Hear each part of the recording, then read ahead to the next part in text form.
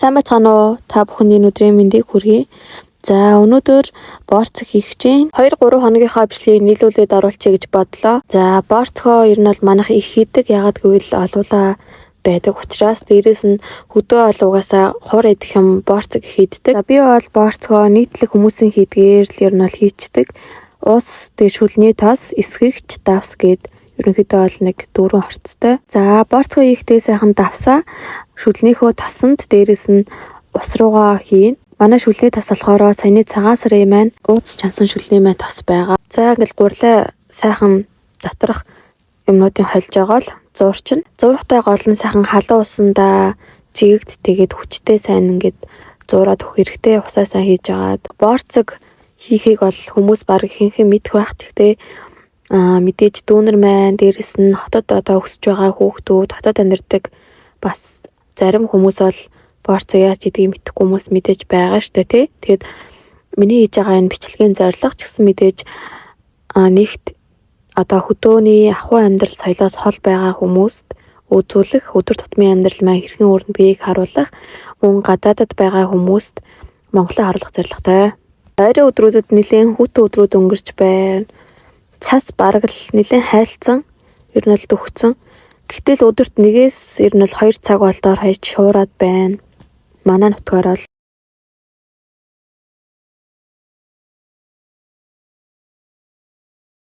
за гурилаа зуурчаад юмар бүтээгээд тэгээд 2-3 цаг амраана.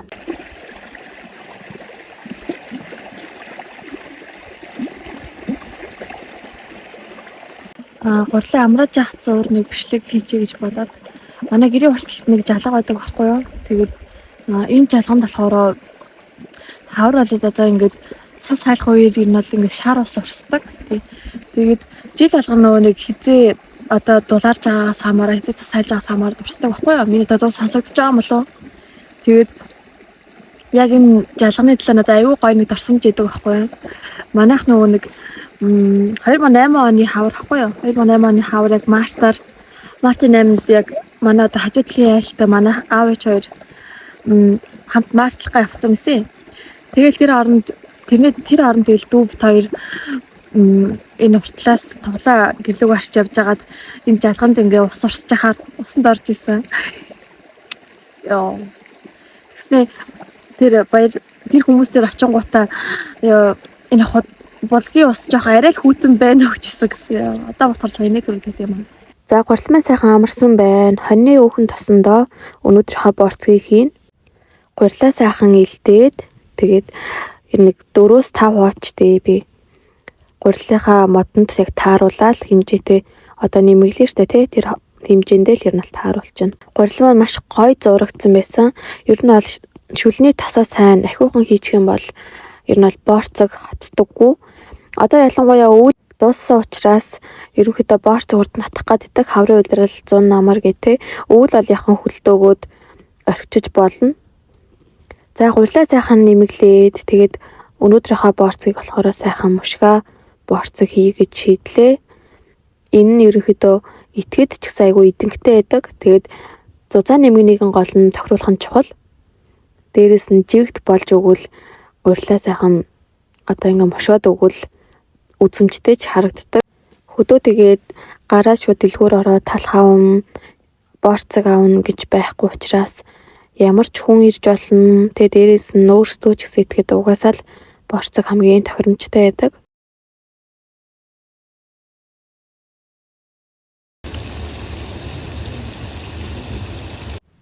За борцог маш их бодлоо. За эхний өдрийн маань бичлэг дууслаа. Ингээд 2 дахь өдрийн маань бичлэг эхэлж байна.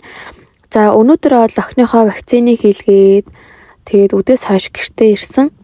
Эхлээд охиныхоо сайхан бантанг хийж байна.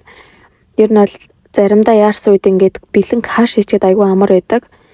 За охиныхоо бантанг өгчөөд өнөөдөр сайхан цовин хийж идэхээр шийдлээ. Миний цовин бол бусад хүмүүстэй яг л адилхан.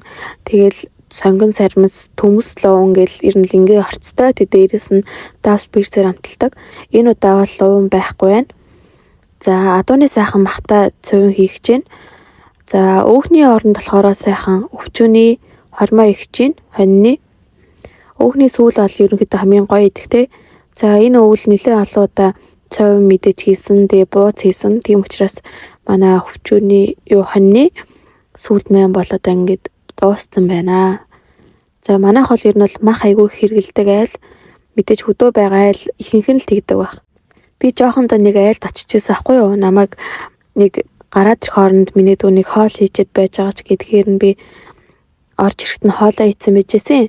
Тэгсэн чинь яана миний дүү чи манай 14 хоногийн хоолны махаар хоол хийсэн байна гэж тэгжсэн.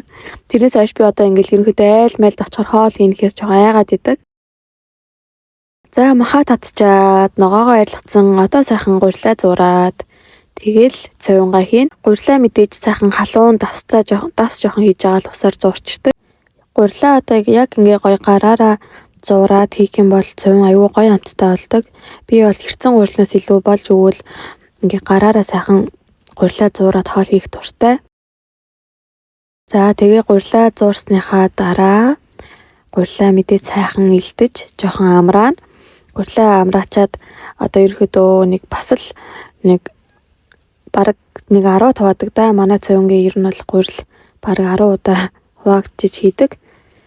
Яг тэгвэл бид нар ч өнөөдөртөө идээд маргааш нь сайхан сүйдэ цайндаа бас хийгээ идчихдэг болохоор ер нь бол цовин аюу гоё хоол те.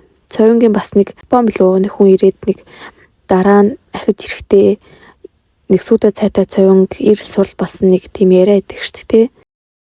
За тэгээ гурилаа сайхан давхраар нь илдээл жигэнчээд одоо ингээд гоё жигд хэрчгэж байна. Би болохоор гурилаа болохоор жоохон нарийнхан хэрчгэх дуртай. Зарим хүмүүс болохоор өргөн хэрчдэг. Ер нь өргөн хэрчсэн ч гэсэн бас аюу гоё болдог штэ тий цовингийн гурил. Тэгэл янз бүртэй миний хувьд бол тэгэл гурилаа сайхан хэрччээд жинүү гал дээр цовингаа жигнэж болгоно. Мэдээж ер нь бол хөдөө гал дээр хоол унд хийх бол жоохон чанга байдаг нь болохоор галаа тааруулах нь жоохон хэцүү. За энэ бичлэгээ би оруулах уу байх уу гэж байгаа утасны маань багтаамж дүүрэтсэн болохоор орууллаа бүгдийн бүндүүд. За ийм гоё цовин боллоо. Тэгээд бүгдээрээ сайхан хамтдаа хоолоо идээд сайхан холсон. Тэгээд бичлэг маань таалагдсан бол лайктар сэтгэл хөдлөлтэйгээрээ тэгээд мөн сувгийг маань subscribe хийгээрэй. Баярлалаа баяртай.